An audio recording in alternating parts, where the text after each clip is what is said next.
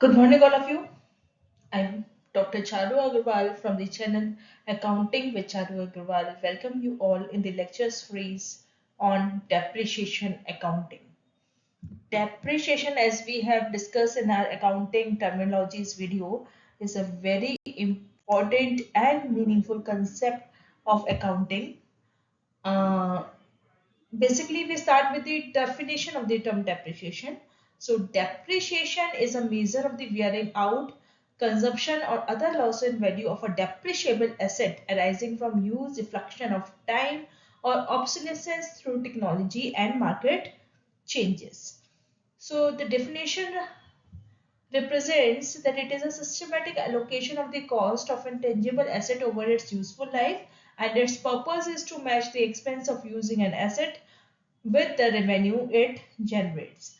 तो पर्पस ये देखो डेप्रिसिएशन है क्या एक normal loss in value of a depreciable asset that because of any reason like it's a normal usage due to normal wear and tear, if like due to passage of time the thing is not working up to the mark ना या जैसे वो starting में अपने work कर रहा था in the initial years वैसे अब वर्क नहीं कर रहा है या फिर टेक्नोलॉजी का ऑब्सोलेसेंस होने से कारण न्यू टेक्नोलॉजी आने के कारण जो पुराने products out of the market होते जाते हैं ऐसा कुछ हो रहा है तो ये सब हमारा डेप्रिसिएशन टर्म के अंदर कवर होता है तो because of these are possible reasons if there is loss in the value of a asset it is termed as depreciation और कोशिश ये की जाती है डेप्रिसिएशन में कि जितना ये लॉस इन वैल्यू है उसको हम over the useful life span of the asset distribute करके डेप्रिसिएशन को चार्ज कर ले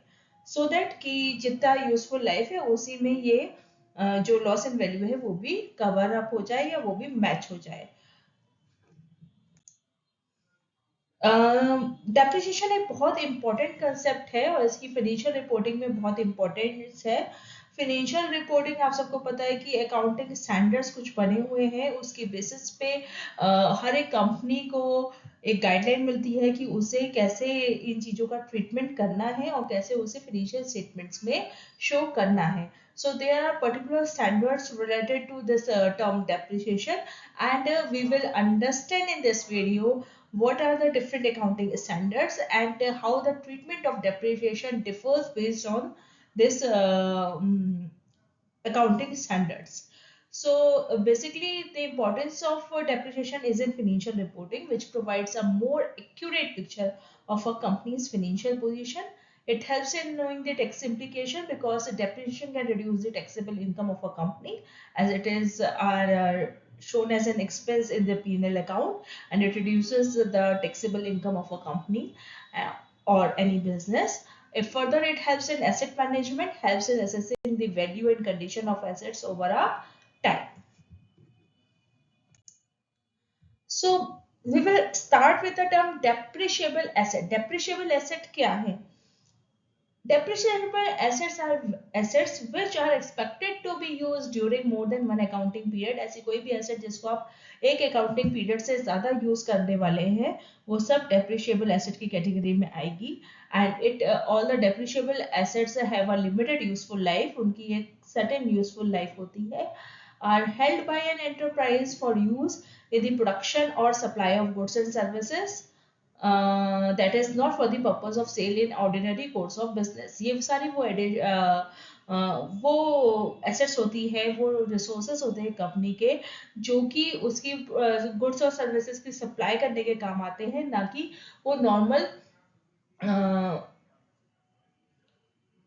कोर्स ऑफ बिजनेस में सेल करने के पर्पस मतलब it is not meant for resale purposes इसमें हमारी दोनों टाइप की एसेट्स आती है टेंजिबल एसेट्स और इंटेंजिबल एसेट्स टेंजिबल एसेट्स हम सब जानते हैं वो वाली एसेट्स होती है जिनका अपना एक फिजिकल एग्जिस्टेंस होता है लाइक आपकी मशीनरी व्हीकल्स हो गए बिल्डिंग्स हो गई और इक्विपमेंट हो गए on the other hand intangible assets हमारी वो एसेट्स है जो कि लाइक पेटेंट्स है कॉपीराइट्स है which are amortized not depreciated वो ये सारी जो इसमें भी लॉस इन वैल्यू होता है इन इंटेलेक्चुअल एसेट्स में इंटेलेक्चुअल प्रॉपर्टी राइट्स में पेटेंट्स में कॉपीराइट्स में लॉस इन वैल्यू होता है but here the term of loss in value is used as amortization, not depreciation. So basically, there are three types of assets, that are tangible assets, intangible assets, and wasting assets. Tangible assets जैसे मैंने आपको बताया, वो सारी assets जिनकी अपनी एक physical existence है, like land, machinery, buildings, vehicles. तो ये सब में अगर लॉस इन वैल्यू हो रहा है तो वहां आप टर्म यूज करेंगे डेप्रिसिएशन। इंटेंजिबल एसेट्स लाइक आपकी गुडविल है, रेपुटेशन है, इसमें लॉस इन वैल्यू हो रहा है तो यहाँ टर्म जो यूज होती है वो कहलाती है अमोर्टाइजेशन। और वेस्टिंग एसेट्स मतलब जो एक लिमिटेड टाइम पीरियड तक आप जिससे रिसोर्सेज एक्सट्रैक्ट करते हो उसके बाद वो वेस्ट हो जाती है, उनका कोई फर्दर प्रोडक्टिव यूज नहीं होता, तो लाइक आपकी कोल्ड माइंस हो गई, ऑयल वेल्स हो गए, वहां जो टर्म यूज होता है इस केस में वो होता है depletion. So basically there are three terms used for this loss in value of an asset. In case of tangible asset, it is termed as depreciation. In case of intellectual property rights, intangible asset, it is known as the term amortization. And in case of wasting asset, the term is used as depletion. Am I got it clear? These are basically the three terms which can be asked in the short answer questions. And in understanding the concept too, what is the difference between depreciation, amortization, and depletion? So basically, depreciation is what it is, asset value reduction due to normal wear and tear, due to passage of time, or due to expected obsolescence, या फिर हम कह सकते हैं इसको due to technology. So basically, all those assets whose demand is less than the supply, जिनकी demand कम है और सप्लाई ज्यादा है, they all are subjected to depreciation. On the other hand, if the demand of the asset is more and the supply is less, like in the case of gold and land, then the depreciation does not exist. Here the value of these assets with the passage of time increases. Like you can see the land value of valuation of land is increasing day by day. And similarly with gold. So basically it is the increase in the value of asset due to passage of time because of the concept of more demand than supply. So if this rule follows, then there is appreciation. If it doesn't follow, that means the demand is less than the supply, then there is a normal asset and it is subjected to depreciation. Got it? Land के case में appreciation होता है, gold के case में appreciation होता है, और हमारा जो ठीक है नॉर्मल एसेट्स कोई भी और है, लाइक हमारी मशीन हो गई, बिल्डिंग हो गई, ये सब के केस में हमारा डेप्रिसिएशन होता है. So now we will understand what is the useful life and residual life. So useful life is the period over which an asset is expected to be used. हमने एक estimated time period दिया है जिसमें हम ये मान के चलते हैं कि इतने time period में वो asset हमारी use हो जाएगी, उसके बाद वो working condition में नहीं रहेगी. It is for no productive purpose for the company. So residual value is the estimated value of an asset at the end of its useful life. उस यूजफुल लाइफ के एंड होने के बाद हम क्या एक्सपेक्ट करते हैं कि इस ये एसेट कितना रेसिड्यू मतलब कुछ वैल्यू एक्सट्रैक्ट कर सकती है. फॉर एग्जांपल जैसे आप न्यूज़पेपर का स्क्रैप सेल करते हो तो वो कुछ वैल्यू यील्ड करता है. सिमिलरली एनी एसेट अगर वो बेकार भी हो जाती है तो भी अगर वो स्क्रैप में या सैल्वेज वैल्यू में या रेसिडुअल वैल्यू में सेल कर दी जाती है तो वो कितना एक्सट्रैक्ट करेगी, that is called as its residual value. Now अब मैं जैसे आपको बता रही थी कि आज का टॉपिक में हम पूरे डेप्रिसिएशन अकाउंटिंग को समझेंगे, but with special influence of the accounting standards. So we will now discuss the depreciation accounting as per accounting standard 6. This accounting standard is applicable to all depreciable assets except the following. कौन कौन सी है? Like forest, plantations and similar regenerative natural resources. Forest, plantation जो एक समय बाद दोबारा grow हो जाते हैं, उनके ऊपर ये कंसेप्ट लागू नहीं होता. वेस्टिंग एसेट्स के ऊपर ये इंप्लीमेंट नहीं होगा, including expenditure on the exploration for and extraction of minerals, oils, natural gas and similar non regenerative resources. Expenditure on research and development doesn't come into this. Goodwill doesn't come into this. Livestock, cattle, animal husbandry, this all type of business does not come into this. सो कैसे आप calculate करेंगे कि amount of depreciation आपको कैसे calculate करना है? सो इसमें या तो हम हिस्टोरिकल कॉस्ट को यूज करते हैं, या फिर अगर आपने एसेट को कभी रीवैल्यू करवाया है, आज की डेट में उसकी मार्केट वैल्यू या फिर मार्केट वैल्यू को कंसिडर किया है, तो रीवैल्यूड कॉस्ट भी आप कंसिडर कर सकते हैं. सो it is expected useful life of the depreciable asset divided by the expected useful life of the depreciable asset or estimated residual value of the depreciable asset. आपको basically तीन चीजें समझ में आनी चाहिए कि उस एसेट की हिस्टोरिकल कॉस्ट क्या है या रिवैल्यूड कॉस्ट क्या है, उसका यूजफुल लाइफ क्या है और उसकी एस्टिमेटेड रेसिडुअल वैल्यू क्या है. Here, as per accounting standards, there are basically three methods to calculate this depreciation. Among them, two are most common and most commonly used, like straight line method and WDV, that is written down value method. And the straight line method, the every time depreciation is charged at a fixed percentage on the original cost of the asset. So it is also known as equal installment method, fixed installment method, original cost method. These are all the other names of the SLM, that is straight line method. Then comes the written down value method. Written down value method, every year the depreciation is charged, the fixed percentage is charged on the opening balance of opening value of that particular asset in the year. हर साल जो opening value आएगी उसके ऊपर वो percentage charge की जाएगी, ना कि उसकी हिस्टोरिकल वैल्यू के ऊपर. Now how to select the most appropriate method for this depreciation accounting? So basically it depends on type of asset for which depreciation is to be charged, its nature and its circumstances of prevailing in the business, कि वो हमारे business में है क्यों. So a combination of more than one standards may be used for depreciation accounting. Accounting treatment क्या है? Selected method should be applied consistently, applied from period to period. Basically जो एक healthy accounting practice है, जो accounting standard है, वो ये कहता है कि आपको ने जो एक बार अपना अकाउंट डेप्रिसिएशन का मेथड फिक्स कर लिया, वही आपको हर साल फॉलो करना है. लाइक आपका स्ट्रेट लाइन तो स्ट्रेट लाइन, WDV तो WDV, दैट कवर्स अंडर, ये सेम टॉपिक में कवर कर चुकी हूँ अंडर प्रिंसिपल्स ऑफ अकाउंटिंग में. प्रिंसिपल ऑफ कंजर्वेटिव्स में भी हमने यही चीज, सॉरी प्रिंसिपल ऑफ कंसिस्टेंसी में भी हमने यही चीज पढ़ी थी. अब हम पता करते हैं कि स्ट्रेट लाइन मेथड से डेप्रिसिएशन कैसे चार्ज होगा और WDV से मेथड कैसे चार्ज होगा.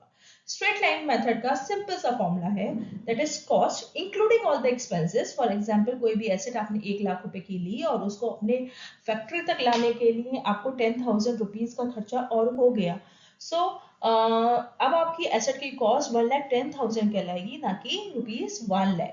उसमें से हम माइनस कर देते हैं कोई भी रेसिडुअल वैल्यू या फिर स्क्रैप वैल्यू, और उसके बाद उसे डिवाइड कर दो यूजफुल लाइफ से, या इसको हम कहते हैं working life of the asset से भी. So basically the characteristic is that equal expense is charged every year. हर साल एक equal expense हमारा इसमें charge होता है.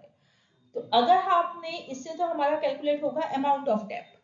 ठीक है, अगर आपको उसी से रेट ऑफ डेप्रिसिएशन कभी पूछने को आ जाए किसी शॉर्ट आंसर क्वेश्चन में, तो आप सिंपल सा कुछ नहीं, जो आपका आया है डेप्रिसिएशन, अमाउंट ऑफ डेप्रिसिएशन जो आया है उसको डिवाइड कर दीजिए by the cost of the asset और मल्टीप्लाई कर दीजिए 100 से, तो आपका डेप्रिसिएशन का रेट निकल के आ जाएगा, वो परसेंटेज निकल के आ जाएगी जिसके ऊपर आप डेप्रिसिएशन को चार्ज कर रहे हैं.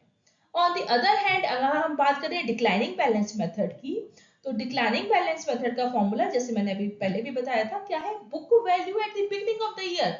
हर साल जो उसकी बुक वैल्यू आ रही है एसेट की eight the beginning of the year, क्योंकि हर साल आप वैल्यू में से डेप्रिसिएशन माइनस करते हो, तो नेक्स्ट ईयर जो डेप्रिसिएशन माइनस करने के बाद वैल्यू आई है, उस वैल्यू पे आपका डेप्रिसिएशन नेक्स्ट रेट पे चार्ज होगा. डेप्रिसिएशन किस पे चार्ज होगा? वो बुक वैल्यू, पहले पिछले साल जो बुक वैल्यू थी उसमें से जो आपने डेप्रिसिएशन माइनस करने के बाद जो आपकी बुक वैल्यू आई है, उस पे डेप्रिसिएशन चार्ज होगा और वो उस पे आप नेक्स्ट ईयर का डेप्रिसिएशन लगाएंगे. So it is the book value at the beginning of the year into the rate of depreciation. So इसकी जो मेजर कैरेक्टरिस्टिक है वो ये है कि initial years of charging the depreciation, जो हायर वैल्यू है, higher expense are shown in the early years, और धीरे धीरे करके क्योंकि एसेट भी ओल्ड होती रहती है तो उसकी जो डेप्रिशिएबल वैल्यू है, जो डेप्रिशिएशन एक्सपेंस आप चार्ज कर रहे हैं, वो भी कम होता चला जाता है. फिर एक तीसरा इंपॉर्टेंट मेथड आपका जो अकाउंटिंग स्टैंडर्ड्स ने बताया है वो है units of production method. Unit of production method में भी सेम वही करना है, कॉस्ट में से सारे रेसिडुअल वैल्यू माइनस कर देनी है, उसके बाद उसको डिवाइड कर लेना है किससे, total estimated units into unit produced in period. Total estimated units into units produced in a period. जो एस्टिमेटेड यूनिट्स थी उसको मल्टीप्लाई कर दिया तो एक्चुअल में यूनिट्स बनी है उस ईयर में. सो बेसिकली इसका कैरेक्टरिस्टिक क्या है कि इसमें जो एक्सपेंस है, डेप्रिसिएशन का एक्सपेंस है, वो आप एक्चुअल यूसेज के ऊपर बेस कर रहे हैं. Expense based on actual usage. Then there is अब हम थोड़ा सा इसी को प्रैक्टिकली समझ लेते हैं, तीनों में डेप्रिसिएशन कैसे कैलकुलेट होता है. एक एक स्मॉल एग्जांपल तीनों का मैंने लिया है यहाँ. सबसे पहले हम स्ट्रेट लाइन मेथड की बात कर रहे हैं. स्ट्रेट लाइन मेथड में देखिए आप कॉस्ट है उस एसेट की $10,000, रेसिडुअल वैल्यू है $1,000, यूजफुल लाइफ मान ली हमने 5 years. तो अगर ऐसा सिंपल सा क्वेश्चन है तो सिंपल सा वैल्यू हो गया डेप्रिसिएशन का 10,000 minus 1,000 divided by 5, that is $1,800 per year. अगर आपको इसे मंथली चार्ज करना है तो मंथली करेंगे, ये जो वैल्यू निकल के आई है ये ईयरली आई है. बेसिकली जब भी हम कोई न्यूमेरिकल इसके सॉल्व करते हैं तो हमें ये 4 अकाउंट्स बनाने को बोला जाता है, that is asset account, depreciation account, provision for dep account और एसेट डिस्पोजल अकाउंट. इसमें से जो मोस्ट इंपॉर्टेंटली हमारे को समझना होता है वो होता है एसेट अकाउंट. इसी को मैंने समझाने के लिए एक इलस्ट्रेशन कोट करी है. एक सिंपल सी बात है कि एक लिमिटेड कंपनी है, उसने एसेट परचेज करी है 1 लाख रुपीस की ऑन 1 अप्रैल 2022 और डेप्रिसिएशन उन्होंने कहा है कि it will be charge at 25% per annum.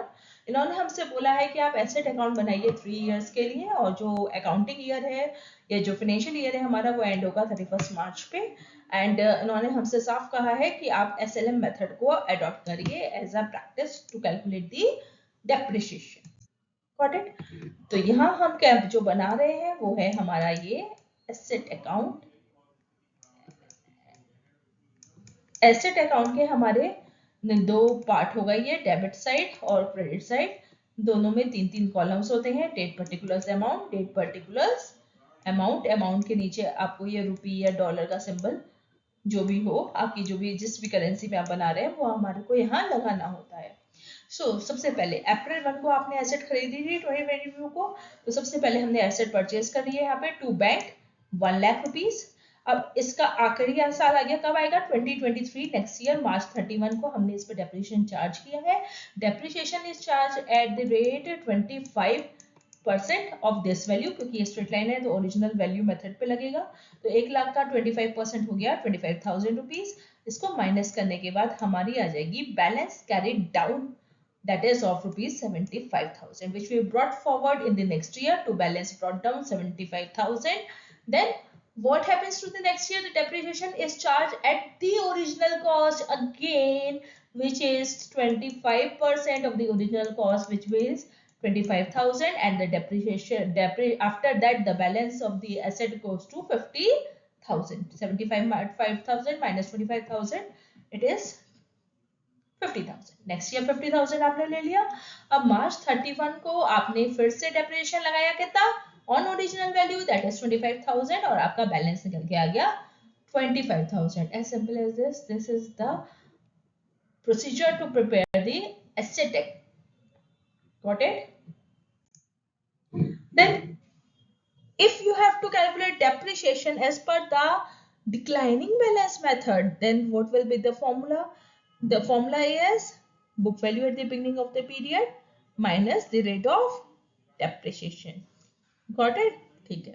अब देखो cost of asset is 10,000, residual value से हमें इसमें कोई मतलब नहीं है, यूजफुल लाइफ हमारी 5 इयर्स है और डेप्रिसिएशन का रेट हमें गिवन है 20%, ठीक है। ईयर 1 जब आप डेप्रिसिएशन लगा रहे हैं तो आपका लगेगा 10,000 का 20%, दैट इज 2,000, ठीक है, सिंपल।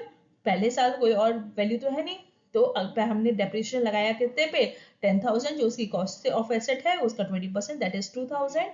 अब आता है नेक्स्ट ईयर, नेक्स्ट ईयर जो आपका डेप्रिसिएशन चार्ज होगा वो होगा 10,000 माइनस 2,000, जो ओरिजिनल कॉस्ट थी एसेट की उसमें से जो पहले साल का डेप्रिसिएशन है वो माइनस कर दीजिए, तो now the figure comes to 8,000। 8,000 का आपको 20% कैलकुलेट करना है, that is $1,600, as simple as that.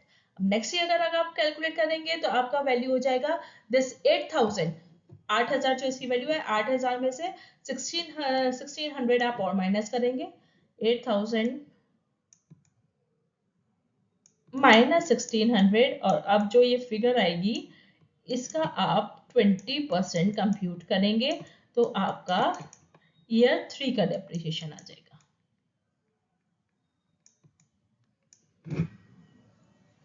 Same procedure continuous, understood?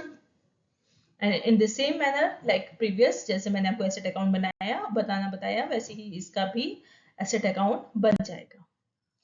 Now next one is unit of production method. उसके अकॉर्डिंग क्या है, आपको ये वैल्यू लेनी है कॉस्ट ऑफ द एसेट, उसमें से माइनस कर देनी है रेसिडुअल वैल्यू, और उसके बाद ये एस्टिमेटेड यूनिट्स और unit produced in a month, पूरा सॉल्व करके जो फिगर आपकी आएगी that is $1,800, this is units of production method.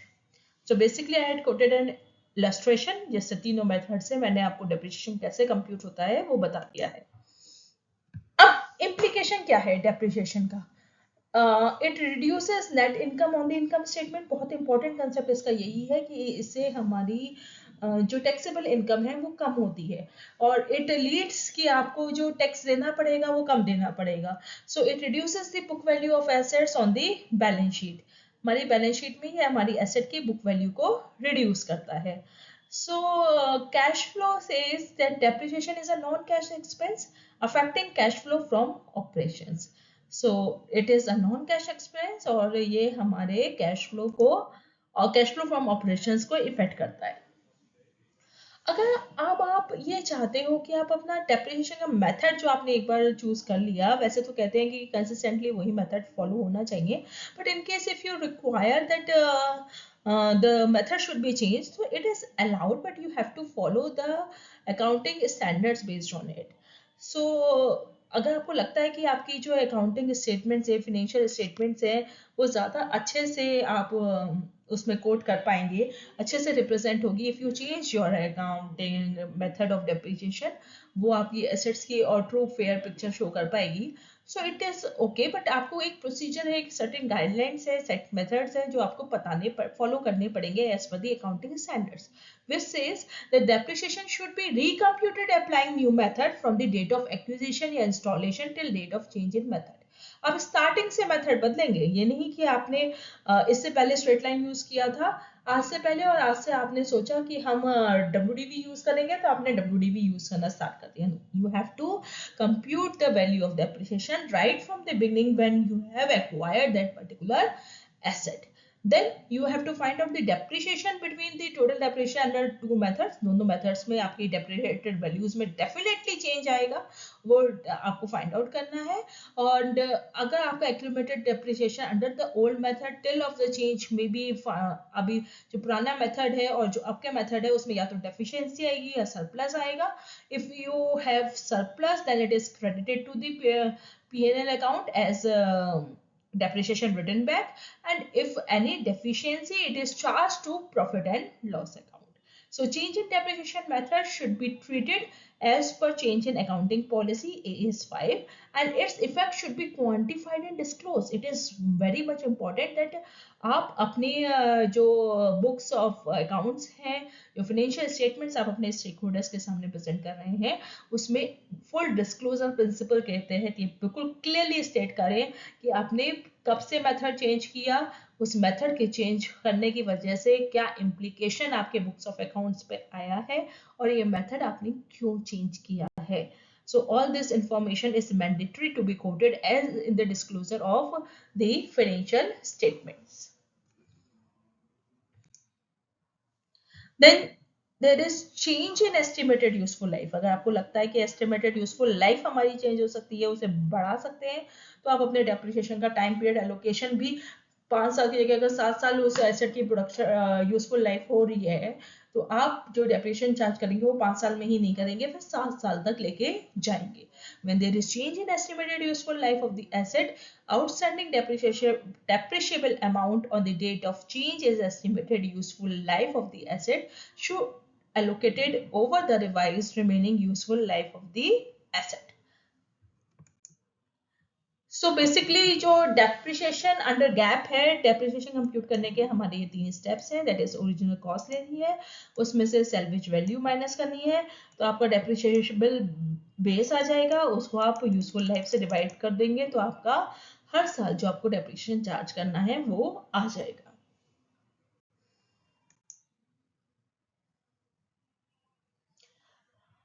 Three important notes about depreciation, PP and E. Property, plant and equipment से related अगर आपको कोई भी डेप्रिसिएशन चार्ज करना है तो उसके लिए कुछ इंपॉर्टेंट स्टेप्स यहाँ बताए गए हैं.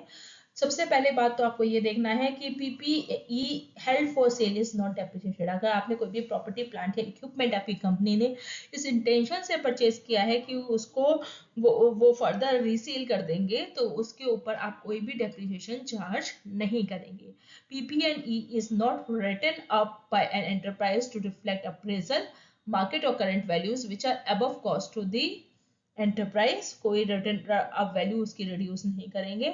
estimates of useful life and residual value and the method of depreciation are reviewed only when events or changes indicate that the current estimates or the depreciation method no longer are appropriate. अगर आपको कोई change करना है method में, useful life में या residual value में, तो वो सिर्फ तब परमिटेड है जब ये बिल्कुल प्रूव हो जाएगी बात कि एक तो पहली बात ये property plant and equipment resale के लिए नहीं है, और दूसरी बात जो मेथड आपने चूज किया है वो no longer it is appropriate to measure the true value of the asset.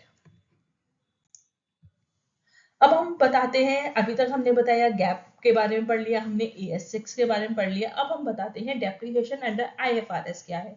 ये सब डिफरेंट, अभी जो मैंने आपको अकाउंटिंग स्टैंडर्ड बताया या गैप बताया या IFRS बताया, तीनों different forms of accounting standards and different accounting standards है which are followed by different countries in different regions of the globe. So अब हम डिस्कस करेंगे कि IFRS के अकॉर्डिंग डेप्रिसिएशन क्या है. इसका करेंट अथॉरिटेटिव सोर्स जो अभी डेप्रिसिएशन जिस अकॉर्डिंग चार्ज हो रहा है वो है IAS 16, international accounting standard 16. Basically इसमें जो डेप्रिसिएशन आप चार्ज कर रहे हैं वो गैप के जैसा ही है, बस इसमें 2 चेंजेस हैं. एक तो कि आपकी एस्टिमेट्स ऑफ यूजफुल लाइफ और रेसिडुअल वैल्यू जो भी है, मेथड ऑफ डेप्रिसिएशन है, वो हर साल एटलीस्ट वंस एक एनुअल रिपोर्टिंग डेट पे आप रिव्यू करते हैं कि जो भी मेथड आप फॉलो कर रहे हैं या जो रेसिडुअल वैल्यू है या जो यूजफुल लाइफ है वो सही है या नहीं है. फिर आपका जो कंपनी है वो gap using gap a change to IFRS could result in a greater frequency of revisions. अगर कोई कंपनी गैप के अकॉर्डिंग अभी तक डेप्रिसिएशन चार्ज कर रही है और वो IFRS में स्विच करना चाहती है, तो दैट मीन्स अब उसको जो डेप्रिसिएबल रेट्स हैं वो बहुत फ्रिक्वेंटली स्विच हो सकते हैं, क्योंकि every year at least once it has to revise कि वो उसका जो मेथड ऑफ डेप्रिसिएशन है, जो प्रोसीजर है डेप्रिसिएशन चार्ज करने का, वो अप टू द मार्क है या नहीं है. So which in turn could mean less predictable depreciation expense. तो इसलिए डेप्रिसिएशन का प्रिडिक्शन करना थोड़ा सा टफ हो जाता है. IFRS allows a company to choose between two different models in order to value property, plant and equipment after it has been recognized on the books. दो मेथड IFRS ने permit किए हैं. एक तो कॉस्ट मॉडल वही है जिस पे एक्चुअल में आपने उस पर्टिकुलर एसेट को एक्वायर किया है, और रिवैल्यूएशन मॉडल मतलब आपने उसको अभी की डेट में किसी मार्केट में जाकर रिवैल्यू करवाया है, उसकी फेयर वैल्यू असेस करवाई है, तो वो रिवैल्यूड वैल्यू पे भी आप डेप्रिसिएशन चार्ज कर सकते हैं. तो IFRS इन दोनों को परमिट करता है। जैसे फैक्ट से हुए हैं, तो जैसे कि हमारी एक एसेट है, उसकी जो लाइफ है, वैल्यू है, हिस्टोरिकल वैल्यू है, वो 1 लाख है, और यूजफुल लाइफ उसकी 10 ईयर्स बताई गई है, और उसको ये बताया गया है कि अगर आपने उसे रिसेंटली वैल्यू करवाया तो वो उस वैल्यू की एसेट, उस एसेट की value I ₹3 lakh, not 1 lakh. अब हम गैप की बात करें, अंडर गैप, गैप में केवल एक ही तरीके से डेप्रिसिएशन चार्ज होगा, हमेशा हिस्टोरिकल वैल्यू पे, दैट इज 1 लाख। 1 लाख पे आप 10 साल इसकी, इसमें देखो फॉर्मूला लग जाएगा हमारा 1 लाख, रेसिडुअल वैल्यू हमें कुछ गिवन नहीं है, तो 1 लाख को डिवाइड कर देंगे हम किससे, 10 से, that is useful life of the asset, तो it comes to 10,000, assuming straight line method. अगर हम WDV की बात करेंगे तो ये वैल्यू चेंज हो जाएगी, लेकिन हमने स्ट्रेट लाइन से एज्यूम करा है, तो हमारी वैल्यू आई निकल के 10,000। जबकि अगर IFRS की बात करूं तो IFRS में ये 10,000 भी हो सकती है वैल्यू हिस्टोरिकल बेसिस पे, और 30,000 भी हो सकती है, दैट इज 3 लाख का 3 lakh divided by 10, that is 30,000। It could be either of the two. अब आपको इम्पोर्टेंट नोट्स बताएं, तो अगर हम IFRS की बेसिस पे बताएंगे, तो if an item of PP and E is revalued, the entire class of PP and E to which the asset belongs to has to be devalued. In order to avoid कि आप एक particular asset को उसकी की value को revalue कर पाए, it is mandated by the IFRS कि अगर आप एक पर्टिकुलर क्लास, सपोज करिए ये डिफरेंट क्लासेस हैं हमारी, लैंड, मशीनरी, मोटर व्हीकल्स और ऑफिस इक्विपमेंट, तो इसमें से जिस भी कैटेगरी, सपोज करो मशीनरी की हम रिवैल्यूएशन कर रहे हैं, तो मशीनरी कैटेगरी के अंदर जितने भी आपकी एसेट्स आती हैं उन सबको आपको रिवैल्यू करना पड़ेगा। So item in class of PP and E are revalued simultaneously to avoid selective revaluation of the assets. अब है हमारा, if an asset is revalued up, the increase is credited directly to the equity under the heading revaluation surplus. अगर आपने revaluation करा है और आपकी asset की वैल्यू बढ़ रही है, तो वो रिवैल्यूएशन सरप्लस इक्विटी में ऐड हो जाएगा, and increase in the recognized in P&L to the extent that it reverses a revaluation decrease of the same asset previously recognized in P&L. अगर एक डिक्रीज हो रहा है और पहले कभी इंक्रीज हुआ था, तो आप उसको रिवर्स कर सकते हैं, मतलब उसको आप सेट ऑफ कर सकते हैं वहीं पे। और PP और E is revaluated, any accumulated depreciation can be treated in one of the two ways. जो accumulated depreciation है वो हमारे दो वे में ट्रीट किए जा सकते हैं। देखो सबसे पहले हमारा है डिफरेंस बिटवीन, हम अब डिस्कस करेंगे AS6, गैप और IAS 16। So AS6 allows the depreciation on revalued value of the asset. ठीक है, AS6 अलाउज करता है डेप्रिसिएशन को चार्ज करना on revalued value of the asset. Revaluation यहाँ पे अलाउड है, जबकि US गैप रिवैल्यूएशन को प्रोहिबिट करता है, और IAS 16 अलाउ कर रहा है फेयर वैल्यू ऑफ, अगर वो अपवर्ड डायरेक्शन में मूव कर रही है, as an alternative treatment of accounting. A change in depreciation AS6 is treated as change in an accounting policy, ये accounting policy में change माना जाएगा। Similarly यहाँ पे भी अगर आप चेंज करोगे तो वो चेंज इन अकाउंटिंग पॉलिसी माना जाएगा। और यहाँ क्या है, it is treated as change in estimates which affect the result of current and future period. यहाँ ये एस्टिमेट चेंज माना जाता है, जो कि करंट वैल्यू में और फ्यूचर वैल्यू में डिफरेंस बताएगा। अब एक फिगर है आपकी, जैसे कि 10,000 का हमारी एसेट थी, एक्रूड डेप्रिसिएशन 2,000 हो गया, तो उसके आगे हम कैरिंग वैल्यू 8,000 रखेंगे, और इक्विपमेंट अगर रिवैल्यू हुआ है हमारा, फेयर मार्केट वैल्यू हमारी उसकी 20,000 है, तो 20,000 आ जाएगी, और उसमें हमारा डेप्रिसिएशन आप 5,000 का मान लेंगे। Basically, in general, the introduction accounting standards, there was uniformity in the accounts of various companies within India. सब लोग एक ही जैसे पैटर्न पे अकाउंटिंग करें, इसलिए ये अकाउंटिंग स्टैंडर्ड्स के बेसिस पे डेविएशन अकाउंटिंग के लिए कुछ गाइडलाइंस दी गई। Converge accounting standards along with IFRS was introduced so that accounts of India can be compared with the companies of the world. ये इंटरनेशनल फाइनेंशियल रिपोर्टिंग स्टैंडर्ड्स जो बने हुए हैं वो इसीलिए बने हुए हैं क्योंकि आज का इन्वेस्टर ग्लोबल इन्वेस्टमेंट कर सकता है, कहीं और की कंपनी में भी इन्वेस्टमेंट करना चाहता है, and investor sitting in America wants to invest in the company of India, तो अगर हर कोई अपने अकाउंटिंग, हर नेशन अपने में ऑपरेट करने वाली कंपनी अगर अपनी अकाउंटिंग अलग अलग बेसिस पे करेगी, तो कोई भी इन्वेस्टर एक रैशनल डिसीजन मेकिंग नहीं कर पाएगा। उस चीज को अवॉइड करने के लिए इंटरनेशनल फाइनेंशियल रिपोर्टिंग स्टैंडर्ड्स बने हैं, और उसी के बेसिस पे ये कन्वर्ज अकाउंटिंग स्टैंडर्ड्स की हेल्प से अकाउंट्स बन रहे हैं, जो कि कंपेयर किए जा सकते हैं with any companies of the world to take a rational decision कि whether the company want to invest in it और not. So related to depreciation, it will charge according to the shelf life of the asset. जो depreciation charge होगा वो shelf life of the asset पे होगा। So basically the recommendation is कि दो method इसमें adopt किए गए, मोस्ट कॉमन मेथड है स्ट्रेट लाइन मेथड और WDV। It would be better if only one kind of depreciation method is allowed all over the world. There should be such accounting so that tax accounting and financial statement accounting could be done together. दोनों type की accounting अगर साथ हो जाए तो बहुत अच्छा है। Slabs of tax accounting should be same with the financial statement, जो टैक्स अकाउंटिंग के जो स्लैब्स है वो फाइनेंशियल स्टेटमेंट्स के अकॉर्डिंग सेम होने चाहिए। So basically, to conclude, depreciation is crucial accounting concept that affects financial reporting, tax obligation, and asset management. So thorough understanding of the depreciation helps stakeholders make informed decisions regarding asset utilization and financial health. Thank you. If you like my video, do share it and subscribe to my channel. Thank you. Thank you all.